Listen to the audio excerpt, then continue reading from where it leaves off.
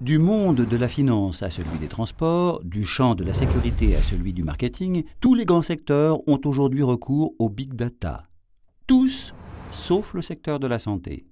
Dans ce domaine, en France, le traitement informatique de gigantesques volumes de données semble davantage faire peur que rêver.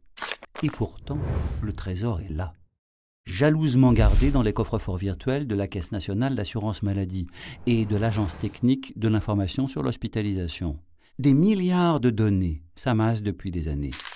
Leur valeur est inestimable. Elle pourrait nous éclairer sur tout ce qui se passe en matière de santé dans le pays, de l'hôpital à la médecine de ville. Croiser ces données permettrait d'identifier, pour mieux les corriger, les dysfonctionnements et les inégalités de notre système. En révélant par exemple que tel examen biologique s'avère inutile en deçà de tel âge ou que telle population est plus encline à l'obésité, le big data pourrait aider médecins et pouvoirs publics à faire les bons choix et à dépenser mieux.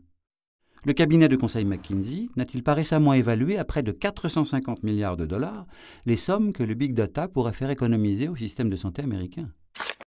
Mais, au-delà de la problématique de l'efficacité, c'est aussi une question de transparence vis-à-vis des citoyens. En ouvrant ses archives au public, l'Agence européenne des médicaments est en train de sauter ce pas difficile. Les chercheurs indépendants vont enfin pouvoir avoir accès, pour les vérifier, à des milliers d'essais cliniques menés par les industriels. À quand une telle démocratisation en France?